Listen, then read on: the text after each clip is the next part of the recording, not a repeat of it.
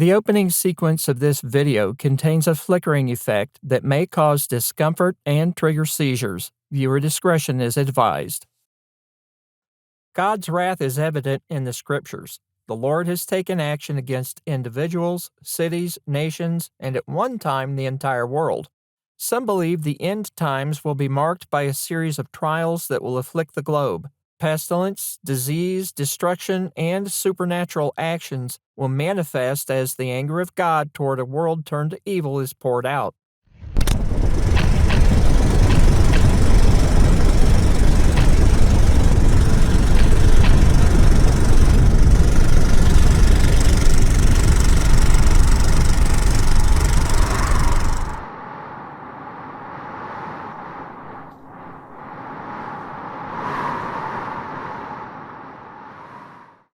Among a number of developments some believe will signal the end times and the return of Christ is a series of disasters, calamities, and other things known as the Great Tribulation.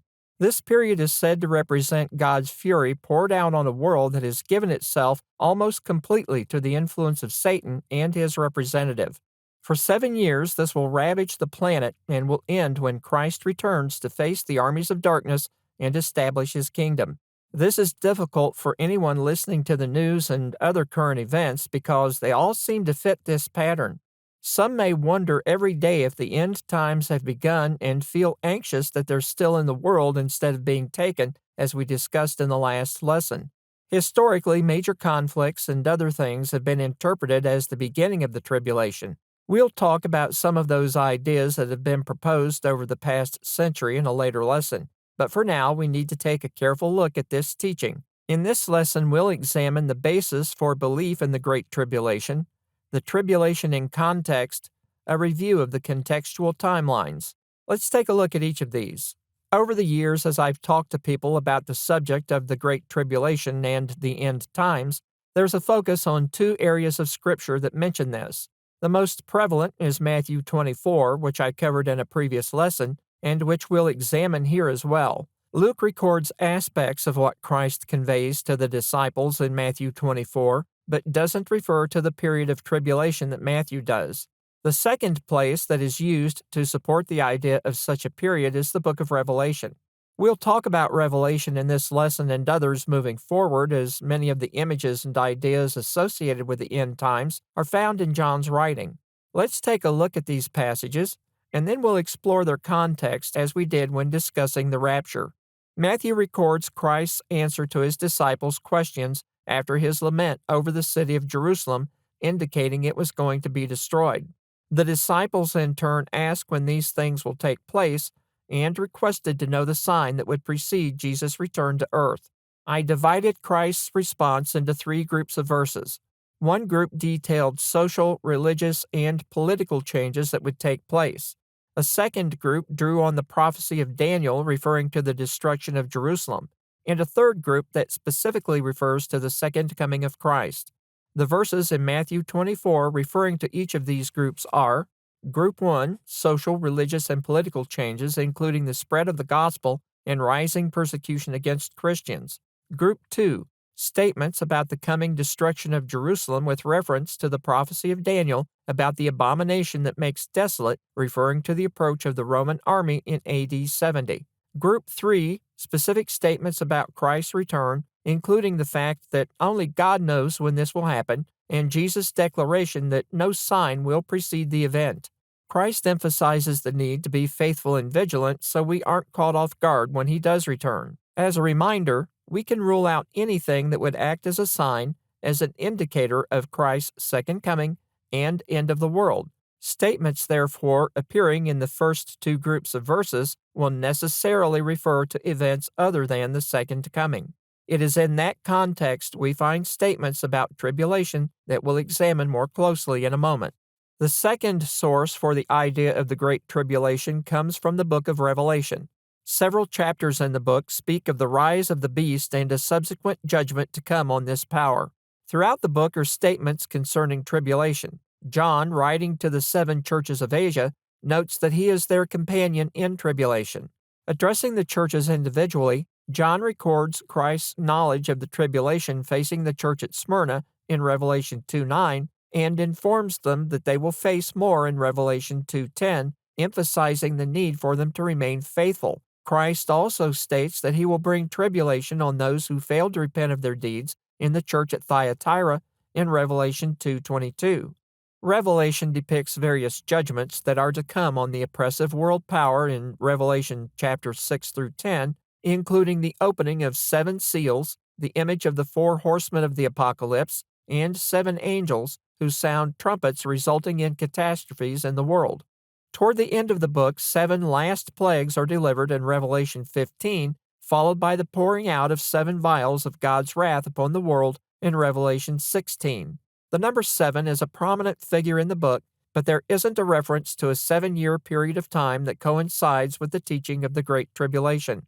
One other scripture is generally used to determine the length of time for the Great Tribulation. Daniel mentions things that will take place which appears to coincide with the prophecy of the destruction of Jerusalem. The times that are used in both Revelation and Daniel are symbolic, but theologians have interpreted the timing to be 7 years based on information in Daniel 9:27. Reading through the scriptures used to support the idea of the Great Tribulation, evidence of a 7-year period is inconclusive. There are even some today who believe in a Great Tribulation period of 3.5 years. The question we need to examine is whether these passages teach that such a time will take place, marking the end times or end of days. Establishing the context of these references will help us gain a better understanding of this issue. In the overview of Matthew 24, I discussed the subjects addressed by Christ in answer to his disciples' questions. Christ states, "When ye therefore shall see the abomination of desolation, spoken of by Daniel the prophet, stand in the holy place. Whoso readeth, let him understand. Then let them which be in Judea flee into the mountains. Let him which is on the housetop not come down to take anything out of his house. Neither let him which is in the field return back to take his clothes. And woe unto them that are with child, and to them that give suck in those days. But pray ye that your flight be not in the winter, neither on the Sabbath day, for then shall be great tribulation, such as was not since the beginning of the world to this time, no, nor ever shall be. And except those days should be shortened, there should no flesh be saved, but for the elect's sake those days shall be shortened," in Matthew 24:15 through 22. There are some notable things we need to be aware of in regard to this prophecy. First is the reference made to the prophecy of Daniel that I covered in detail in the Abomination of Desolation. I discussed the nature of the prophecy and the fact that this is the last Old Testament prediction to be fulfilled as verified by Christ.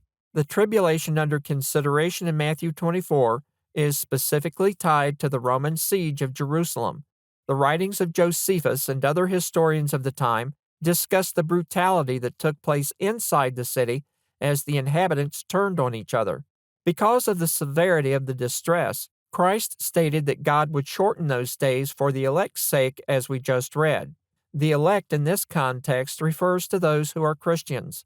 When we isolate these statements, we find there's no indication they're speaking of any other time period or of a distant event at the end of time. Related to this passage is Christ's statement that these things would be fulfilled during the lifetime of those who were listening to him on that occasion in Matthew 24:34. The tribulation of that time was severe, unique, and represented a judgment from God.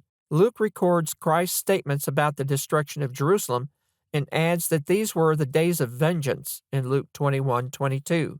Comparing the description of the destruction of Jerusalem to statements made by Christ about the second coming reveals that if there was a great tribulation, that would be a sign of the imminent return of the Lord. Christ indicates that there will be no sign of his return, which means that we can't apply those prophecies to the end of time.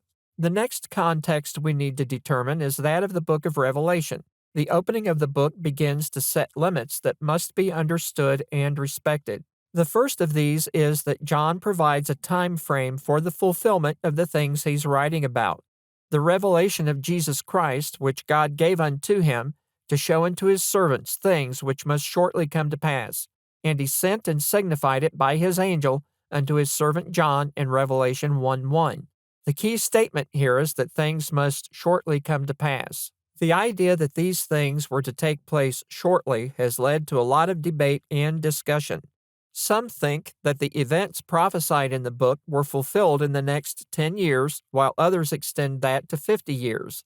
There are some who take a continuous historical view of the book and see it as a roadmap leading from the time of its writing up to the second coming, including events and signs such as the Great Tribulation.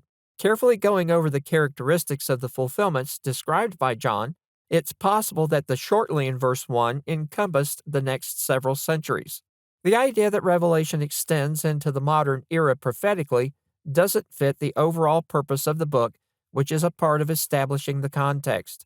The book is written and addressed to 7 churches of Asia. John denotes this early in the writing.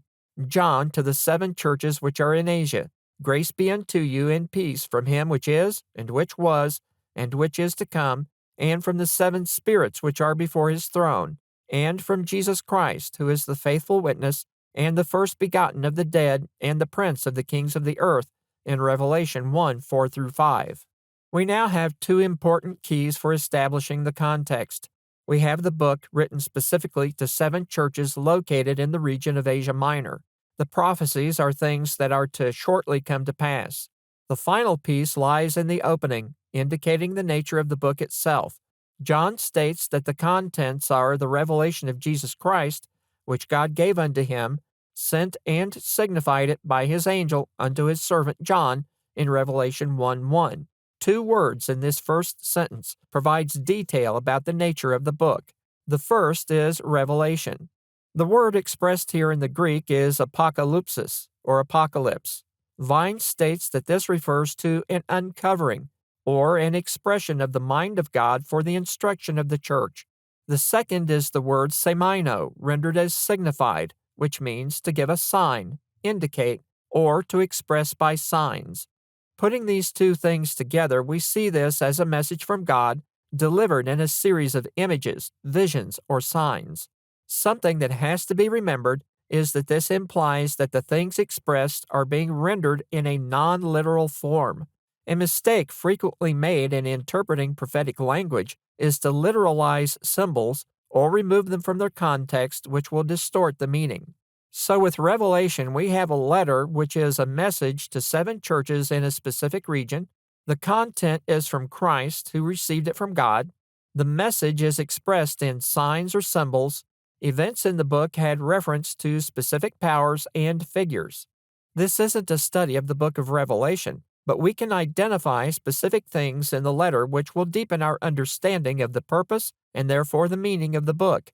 Each of the churches are addressed and commended or chastised for their actions. They're given directives and things that need to be addressed. Christ warns the churches that they're to face persecution and tribulation, and they needed to be faithful. The bulk of the letter speaks of the oppressing power that's bringing persecution on the church and who will be judged by God. There are descriptions in the book that help us identify the oppressing power as Rome, and we're given a glimpse of how God would bring judgment on that power.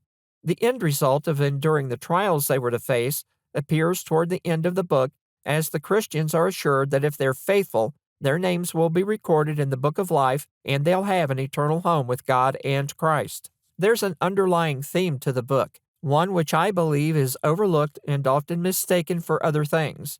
That's the need for faithfulness and the coming consequence of apostasy. The 7 churches of Asia were in an area where some of the earliest congregations outside Judea were established. They were also some of the first to fall prey to erroneous doctrines making their way into the church by Gnostics and Jewish mystics. The underlying imagery, I believe, depicts the judgment of the oppressing power that receives a blow but is brought back to life through the power of that apostasy. That's a conversation for another time, but as we look at early church history, we find some of the earliest changes in the structure and doctrine of the church are rooted in this area. For that reason, they received the revelation John records from Christ that they should be strong, hold to the truth, and refuse to compromise. Descriptions in the book don't refer to a single period of trial or tribulation. As God's judgment is brought against the oppressor, there are multiple periods of tribulation that fall on them. Although it appears that there's a connection to the prophecies of Daniel and other Old Testament prophets, the similarity exists only in the nature of the signs and images used in the book, and there is a reason for that. In an earlier lesson, I said that God doesn't have a signature that He uses to verify that a writing is genuine, but there are other ways this is accomplished. Throughout the Scriptures, we have the appearance and usage of various expressions, figures, numbers, and other things that remain constant. This constancy links the writings to each other. The Bible, written over a period of between 1,000 and 1,200 years, was recorded by around 40 authors who lived at different times and different locations. In spite of the time differences and variation in the writers' homes, the Bible is uniquely and consistently connected from beginning to end. For that reason, as we study the book of Revelation, we'll find images from the law of Moses, Daniel, Ezekiel, Zechariah, and other prophets. These similarities don't mean that we're reading a very long, progressive prophecy. We're seeing the signature of God, confirming that He's the source. Having said that, it wouldn't be appropriate to associate things Daniel or Ezekiel stated to what we read in Revelation. In regard to Daniel, Christ indicates the prophecy of the abomination of desolation, including the tribulation of those days, was fulfilled in the destruction of Jerusalem. That happened in AD 70. Once a prophecy has been fulfilled, we can't recycle it and reuse it, making application to another time period. When it's over, it's over. Nor can we extend the statements made by John in the book of Revelation to identify the end times and signal the return of Christ. There's not going to be a sign. So, Matthew 24 and Daniel's prophecy is fulfilled in AD 70, closing the book on both of these. The book of Revelation was written to the 7 churches of Asia in symbols concerning things that would take place in a finite period described as shortly. The tribulation spoken of in Matthew took place during the siege of Jerusalem and is over.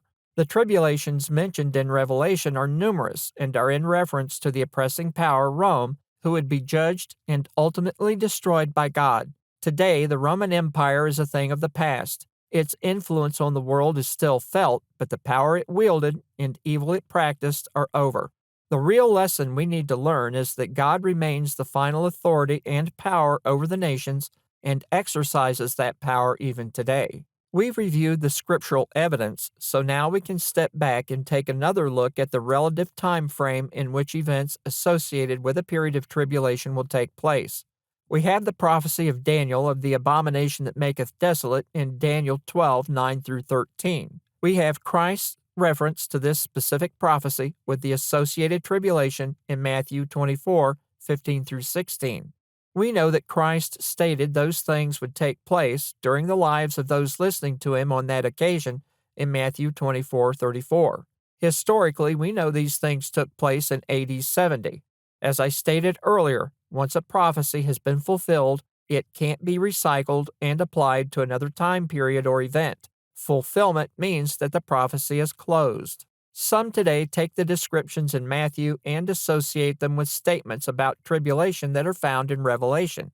The two can't be connected. Since Jerusalem is destroyed in AD 70, and Christ gave us precise signs and characteristics of the siege, including a time of tribulation, it can't refer to anything happening related to the Roman Empire, nor can it be extended to the end times and second coming. There are several things in John's record of Christ's message to the 7 churches that are significant. The first is that the things stated in the book were to shortly come to pass, and I discussed this earlier. Second is the fact that the tribulations are multiple, not singular, and carry with them a connection to God's judgment against the oppressing power. A final statement that sheds some light on the timing of the fulfillment of Revelation is found toward the end of the book.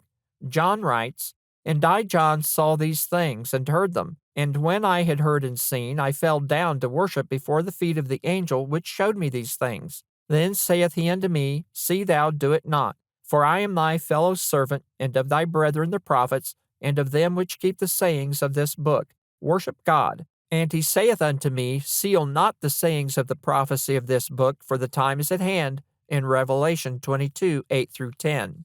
This makes sense. The writing was a message to the 7 churches of Asia. There were things they needed to hear and correct. They weren't to be delayed. John is therefore told to record these things and seal not the message because the time is at hand. Regardless of how much time is actually covered by the word shortly at the beginning of the letter, It wasn't for some period at the end of time. We can compare that to the instructions given to Daniel, who wrote about this period identified as the Great Tribulation, where we find a contrast with John's record in Revelation. Daniel was told to seal the writings unto the time of the end in Daniel 12:4, and the words were closed up and sealed until the time of the end in Daniel 12:9. Based on what Christ stated, we know that the end was during the last days. The last days began when Christ came into the world, and the judgment was fulfilled when Jerusalem was destroyed in AD 70. Its fulfillment closed the door on Old Testament prophecy. The combination and connection to the end of the world that's made with prophecies from Daniel, Matthew, and Revelation violates the context of all three books. It violates the statements made by Christ, who declared there would be no sign of his return. The problem with the interpretation is that just because similar words, or in our translations, the same words, appear in different books, doesn't mean they refer to the same thing. We have to be careful to examine and understand precisely what the prophecy is talking about. Any interpretation we arrive at must therefore be in agreement with the entirety of the Bible. There are multitudes of errors that are based on profound misunderstanding of Scripture. Finally, we have to note that the plagues and other things spoken of in Revelation are referred to by a number of terms. There's no indication that there's a definite time that can be identified at which all these things would take place. The other problem is that the time of 7 years can't be verified or proven from statements in Revelation, Daniel, or Matthew. A lot of work has been done over the years to make symbolic elements in Revelation match this idea. Tribulation in the book of Revelation mirrors the kind of judgment that God implements against nations when they become evil, and in the case of Rome, engage in the slaughter of the righteous. We sometimes have the view that God is simply a passive observer and doesn't get involved in the affairs of humans, but there are precedents in the Scriptures showing that isn't the case. Paul told the Athenian philosophers that God had determined the times before appointed and the bounds of their habitation in Acts 17:26. We don't know everything that God does, but we know that he can bless, withdraw his blessings, or allow a nation to be destroyed when they practice certain things. Although there are passages that, when removed from their specific context, taken at face value, and combined with other references using similar language, appear to teach ideas such as the Great Tribulation, the idea creates problems with the harmony of the Scriptures and conflicts between passages and clear statements. We have to be careful not to create things that aren't fully supported biblically. This is especially true of biblical prophecy, and the book of Revelation is perhaps the most difficult that we have to understand. The bottom line is there will be no great tribulation to bring judgment on the power of the world, which will signal the end of days and return of Christ. In every great story there's a villain, and beliefs about the end times are no exception. In the next lesson, we'll discuss the identity of the Antichrist and the New World Order to see how this measures up when compared to what the Scriptures say.